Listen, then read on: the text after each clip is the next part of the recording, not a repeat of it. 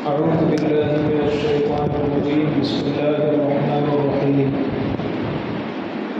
والذين هم عن اللغو معرضون وقال النبي صلى الله عليه وسلم من حسن إسلام المرء تركه ما لا يعنيه أو كما قال عليه الصلاة والسلام.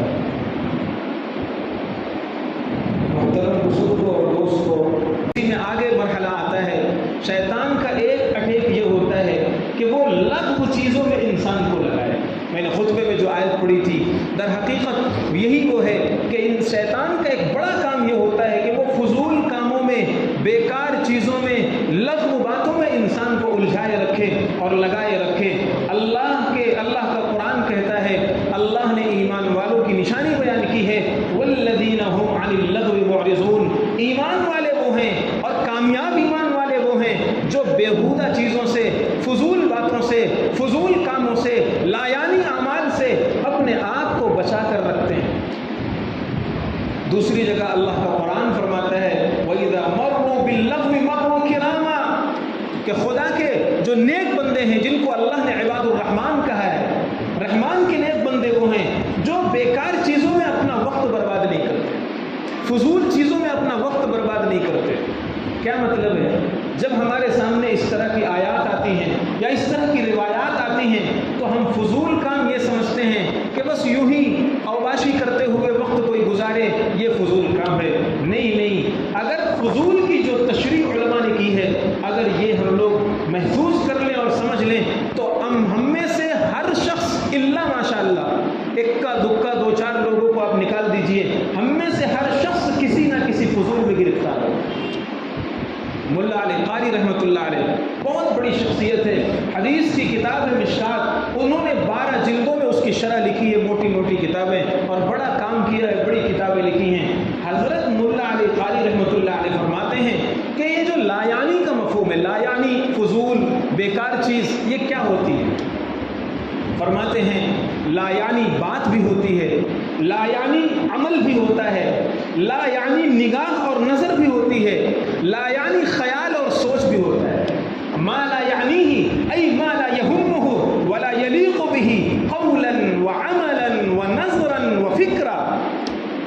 فرماتے ہیں لا یعنی کا مطلب کیا ہے؟ لا یعنی کا مطلب یہ ہے کہ اگر آدمی ایسی بات بول رہا ہے جس بات کو بولنے سے دین کا کوئی فائدہ نہیں ہے، یعنی وہ تسبیح نہیں ہے، تلاوت نہیں ہے، ذکر نہیں ہے، قرآن کی آیت نہیں ہے، کوئی نیک چیز نہیں ہے، وعظ نہیں، تقریر نہیں، بیان نہیں، نصیحت نہیں، یہ بھی نہیں ہے. ایسی بات وہ بول رہا ہے جس میں آخرت کا کوئی فائدہ نہیں ہے، اور ایسی بات ہے کہ اگر وہ نہ بولتا تو اسے دنیا میں کوئی نقصان بھی نہیں پہنچ رہا ہے، پھر بھی وہ بول رہا ہے، یہ لا یعنی بول رہے. ہم اور آپ اندازہ لگائیں ہمارے دوستوں کی مجلسوں میں جو گپ شپ ہوتی ہے، جو گھنٹوں گھنٹوں باتیں ہوتی ہیں، ہم اس کو کس کیٹیگری میں لا سکتے ہیں، کس درجے میں لا سکتے ہیں؟ آج صورتحال یہ ہے کہ ہمیں ٹائم پاس کرنے کی جگہ چاہیے، ٹائم پاس کرنے والے کام چاہیے، ٹائم پاس کرنے والی مجلسیں چاہیے. ایک مرتبہ میں سفر میں تھا، ایک ہمارے استاد ہمارے ساتھ تھے، میں ان کے ساتھ تھا. تو سینگ دانہ ہوتا ہے جس کو مونگ پھلی کہتے ہیں، تو ٹرین میں بیچنے والا آیا اور اس کا نام اس نے رکھا تھا time pass, time pass, time pass, اور یہ کہتا ہوا وہ بیچ رہا تھا. وہ گزر گیا. گزرنے کے بعد انہوں نے مجھ سے کہا، اور چند لوگ اور بیٹھے تھے، ہم لوگ ایک جگہ جا رہے تھے، انہوں نے کہا کہ بیٹا مومن کے پاس اتنا وقت ہی نہیں ہے کہ اسے پاس کرنا پڑے، مسلمان کے پاس اتنا سمے نہیں ہے، اتنا وقت نہیں ہے کہ اسے ٹائم پاس کرنے کے لیے سینگ دانہ لینا پڑے، اسے ٹائم پاس کرنے کے لیے مونگ پھلی لینا پڑے، اسے ٹائم پاس کرنے کے لیے گیم کھیلنا پڑے، اسے ٹائم پاس کرنے کے لیے لوڈو کھیلنا پڑے، اسے ٹائم پاس کرنے کے لیے دوستوں کے پاس جانا پڑے، اسے ٹائم پاس کرنے کے لیے چائے کی ہوٹلوں میں بیٹھنا پڑے، اسے ٹائم پاس کرنے کے لیے اخبار پڑھنا پڑے. مسلمان کے پاس اتنا سمے نہیں ہے، اسے تو گنتی کے چند سانس دیے گئے ہیں. یہ گنتی کے چند سانس ہیں جو اب ختم ہو تب ختم ہو، کسی کو نہیں پتا. مسلمان کی شان یہ ہے کہ وہ ایک مرتبہ سبحان اللہ کہے اور جنت میں ایک درخت لگوائے، وہ ایک مرتبہ الحمدللہ کہے، ایک مرتبہ سورہ اخلاص پڑھے ایصال ثواب کرے اور جتنے مومنین کو ثواب کرے اتنے بدلے میں اس کو ایک ایک نیکی ملے۔ مسلمان کا کام تو یہ ہے کہ وہ کوئی بھی چیز کرے اس میں اس کی آخرت پیش نظر ہونا چاہیے۔ فرمایا کہ یہ جو ہم باتیں کرتے ہیں دوستوں کے پاس بیٹھ کر کے وقت ضائع کر رہے ہیں، اور اب تو دوست تلاش کرنے کی بھی ضرورت نہیں ہے، ہر آدمی کی جیب میں ایک دوست پڑا ہوا ہے۔ اب آپ کو دوست تلاش کرنے کے لیے کہیں ہوٹلوں میں جانے کی ضرورت نہیں ہے، کہیں باہر بیٹھنے کی ضرورت نہیں ہے۔ اب فضولیات اور خرافات کے لیے سب سے زیادہ تباہ کرنے والی چیز ہماری جیب میں موبائل پڑا ہوا ہے۔ گھنٹوں گھنٹوں فلمیں دیکھ کر کے، کامیڈی سن کر کے اور ایسے پروگرام دیکھ کر کے، سیریل دیکھ کر کے ہم اپنی زندگی کو اور اپنے ان لمحات کو برباد کر رہے ہیں۔ اس سے بڑی فضول زندگی اور کیا ہو سکتی ہے؟ اللہ کے پیغمبر صلی اللہ علیہ وسلم نے فرمایا آدمی اس وقت تک کامل مسلمان نہیں ہو سکتا جب تک وہ فضول چیزوں سے توبہ نہ کرے۔ من حسن اسلام المرء ترکہ ما لا یعنی، جب تک وہ فضول چیزوں سے اپنا دامن نہیں بچائے گا، اپنے آپ کو لغویات سے نہیں بچا کر رکھے گا، اس کا اسلام کامل نہیں ہو سکتا۔ وہ نمازیں پڑھتا رہے اور اپنے کو مسلمان سمجھتا ہے۔ کہاں ہماری زندگی گزر رہی ہے؟ کیا ہم سوچ رہے ہیں؟ اور عمل ہمارا یہ ہے کہ ہمارے عمل کا حال یہ ہے کہ جو من میں آیا ہم نے کر لیا۔ ہمارا اس سے کیا فائدہ ہے؟ قوم کا اس سے کیا فائدہ ہے؟ سماج کا اس سے کیا فائدہ ہے؟ ہمیں اس کی کوئی پرواہ نہیں۔ اگر بہت کوئی مائنڈڈ، ذہین ترین، جینیس انسان ہے اور ہم میں سے بہت پڑھا ہوا، سلجھا ہوا سمجھا جاتا ہے، تو بس وہ اتنی فکر کر لیتا ہے کہ میں اور میرے گھر والے۔ مجھے ایک بات یاد آ رہی ہے، بہادر شاہ ظفر شاہ جہاں کی بیٹی ہے جہاں آرا، اور یہ وہی بیٹی ہے جس نے مئو جو علاقہ ہے اعظم گڑھ کے اطراف میں، اب تو الگ ضلع بن گیا ہے، پہلے یہ اعظم گڑھ میں آتا تھا، مئو کو اسی نے بسایا تھا۔ شاہ جہاں کی بیٹی جہاں آرا ہے، اور اسی نے صنعت کار اور کپڑا بننے والے اور اس طرح کے لوگوں کو بسایا تھا، اور اپنے والد سے وہ پوری زمین الاٹ کرائی تھی اپنے نام پر کہ ابا جان میں بزنس کروں گی، کاروبار کروں گی، قوم و ملت کے لیے اچھے کام فراہم کروں گی، تو مجھے ایک بڑی جگہ چاہیے۔ تو وہ جگہ جسے آج ہم مئو کا علاقہ کہتے ہیں وہ اسی کا بسایا ہوا ہے۔ خیر، وہ جو جہاں آ رہا تھی ایک مرتبہ بیمار ہو گئی، اور اتنی زیادہ بیمار ہوئی کہ بڑے بڑے حکیم، طبیب، ڈاکٹر اور بڑے بڑے معالجین، اللہ کا کرنا کسی کی دوا کام ہی نہیں کر رہی ہے، اور دن بدن وہ سوکھتے جا رہی ہے، گلتے جا رہی ہے۔ بادشاہ پریشان ہو گیا اور اس نے ایک اعلان کیا، اور یہ اعلان کیا کہ میری بیٹی کو جو بھی ٹھیک کر دے گا منہ مانگا اسے انعام دیا جائے گا۔ ان لوگوں کے پاس دولت کی کمی نہیں تھی، خزانوں کی کمی نہیں تھی، اور اس کے ذہن میں بھی یہ تھا کہ کوئی اگر مانگے گا تو یہ مانگے گا کہ مجھے سونے سے تول دو، مجھے چاندی سے تول دو، دراہم و دنانیر میرے منہ مانگی دے دو، بس اسی طرح کا سوال ہوگا۔ ہوتے کرتے دلی سے یہ اعلان ہوتا سورت پہنچتا ہے، اس زمانے کا سورت، آج کل ہی، یہ 400 سال پرانی بات عرض کر رہا ہوں۔ اس زمانے میں انگلینڈ سے 8 لوگوں کا قافلہ آیا ہوا تھا، اور وہ شروع انگریز انڈیا میں آئے ہوئے تھے، اور ابھی تجارت کرنے کے لیے ان کا ایک جہاز آیا ہوا تھا جس میں صرف 8 لوگ سوار تھے، اور اتفاق سے اس 8 لوگوں میں ایک ڈاکٹر بھی تھا۔ اس ڈاکٹر کا نام تھا ڈاکٹر باٹن۔ دلی کا یہ اعلان ہوتا یہ سورت تک پہنچتا ہے، اور ڈاکٹر باٹن، یہ ایلوپیتھ انگریزی دوائیں اس وقت جو صورتحال ہوتی ہو، بہرحال وہ ڈاکٹر انگلینڈ کا تھا۔ یہ خبر پہنچتے جب اس کو پہنچتی ہے اور اسے یہ معلوم ہوتا ہے کہ بادشاہ سلامت کی طرف سے منہ مانگا انعام ہے، تو اس نے کہا یہ تو گولڈن چانس ہے، بہترین موقع ہے، اگر بائی چانس میری دوا سے بادشاہ کی بیٹی ٹھیک ہو جاتی ہے تو میں جو چاہوں گا مانگ لوں گا۔ یہ ڈاکٹر سورت سے دلی پہنچتا ہے، اور دلی پہنچ کر کے پھر وہاں علاج و معالجہ کی بات کرتا ہے، اور علاج شروع ہو جاتا ہے، اور اللہ کا کرنا ایسا کہ اس کا علاج شروع ہوتا ہے۔ شفا دینے والی ذات تو رب العرش ہے، رب العالمین ہے، اور اللہ نے ڈاکٹر باٹن کی دواؤں میں شفا رکھا، اور جہاں آرا ٹھیک ہونے لگی۔ بادشاہ کی بیٹی ٹھیک ہو گئی۔ بادشاہ نے بلایا، اور بلا کر کے کہا کہ منہ کھولیے اور اپنا انعام مانگیے۔ ہیرے جواہرات کی اعلان یہ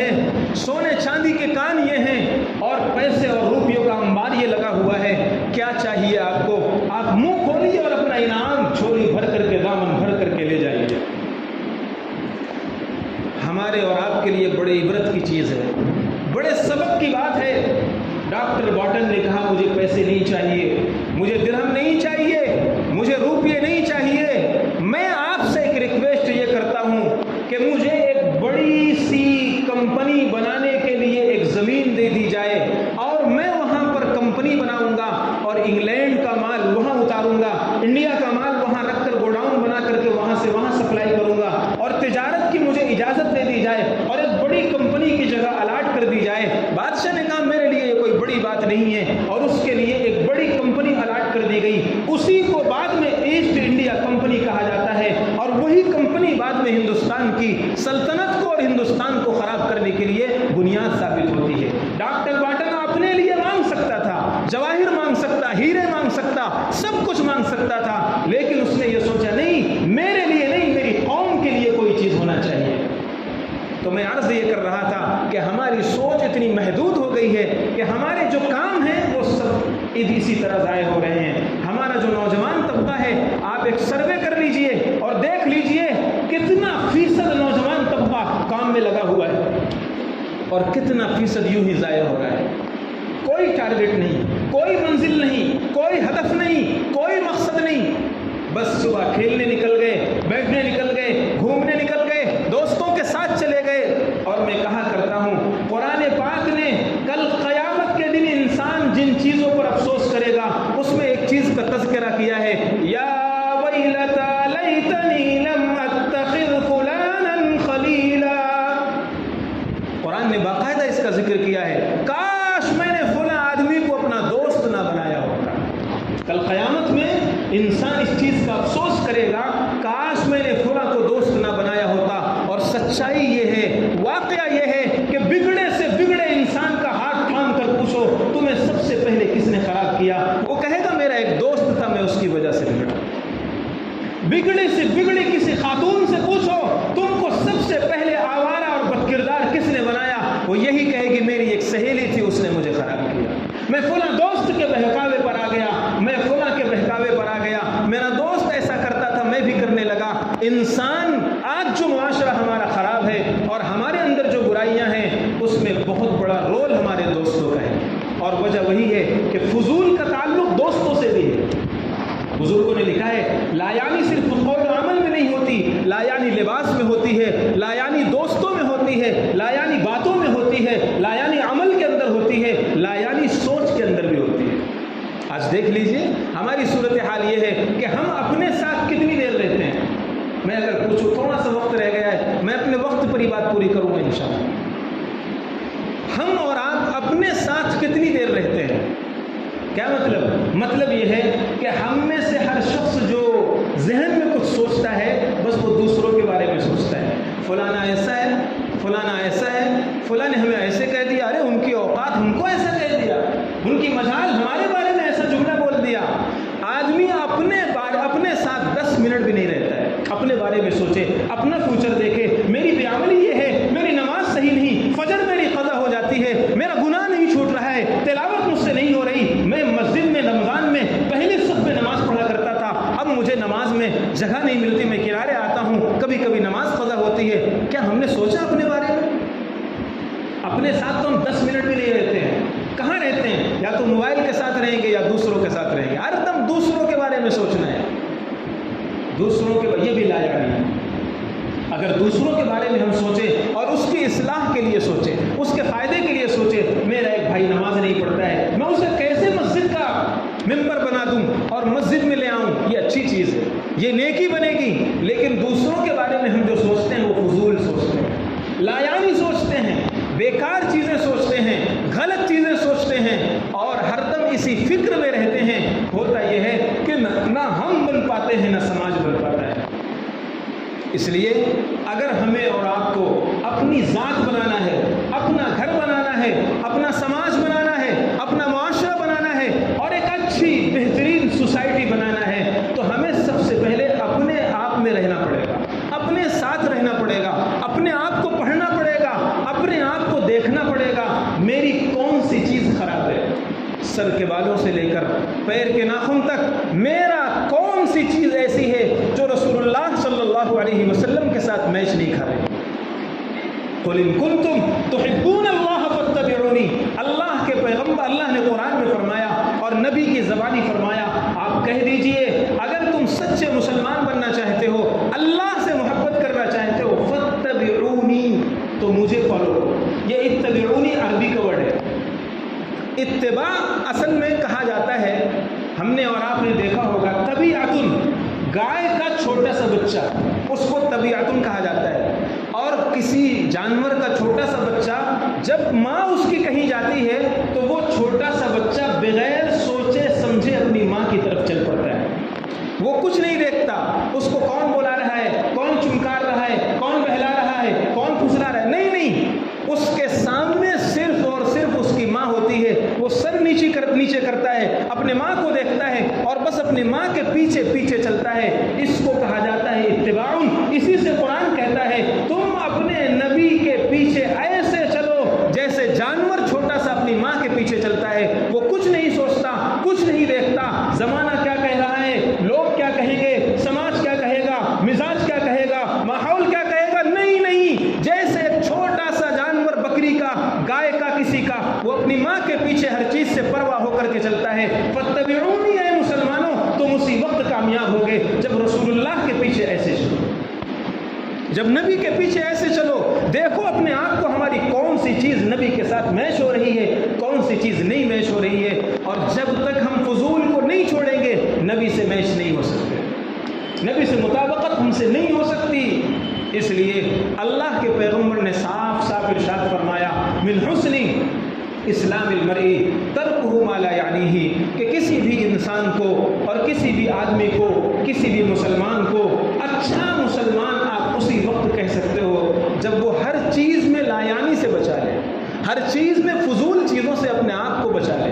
اور بہت سی فضول چیزیں ہیں اپنے آپ سے نہیں سمجھ میں آئیں گی، اللہ کا شکر ہے کہ مدرسہ ہے، علماء ہیں، مفتیان کرام ہیں، اہل اللہ ہیں، ہم اور آپ کی ضرورت کا سامان یہاں موجود ہے، ہمیں آپ کو بیٹھنا چاہیے، آنا چاہیے، پوچھنا چاہیے، مفتی صاحب، امام صاحب، یہ لایانی کیا چیز ہوتی ہے، میں صبح سے شام تک یہ کرتا ہوں، اس میں کون سا پوائنٹ ایسا ہے جو لایانی ہے، کون سا عمل ایسا ہے جو لایانی ہے، کون سی بات ایسی ہے جو لایانی ہے، میں سوچتا یہ ہوں، میرا مائنڈ یہ ہے اور میرے ذہن میں یہ چلتا رہتا ہے، کون سا لایانی ہے اور کون سا لایانی نہیں ہے۔ جب ہم اور آپ اس طرح اپنے بنانے کی فکر کے ساتھ اپنے آپ کو دیکھیں گے تو امید ہے کہ پھر ہم فضولیات سے اور لایانی چیزوں سے اور بہت سی بیہودہ چیزوں سے ہم بچ پائیں گے۔ اور اگر ایسا نہیں ہوا خدا نخواستہ تو ہم اپنے کو مسلمان بھی سمجھتے رہیں گے، ہم سے بڑا دیندار بھی کوئی نہیں ہوگا، اور اللہ کی نظر میں ہمارا ایمان بھی مکمل نہیں ہوا ہوگا، اللہ کی نظر میں ہم کامیاب بھی نہیں ہوں گے، اللہ کی نظر میں ہمارا اسلام بھی مکمل نہیں ہوگا۔ اس لیے دعا کریں کہ اللہ تبارک و تعالی عمل کی توفیق عطا فرمائے، جو باتیں کہی گئی ہیں اور سنی گئی ہیں اس پر عمل کی توفیق عطا فرمائے۔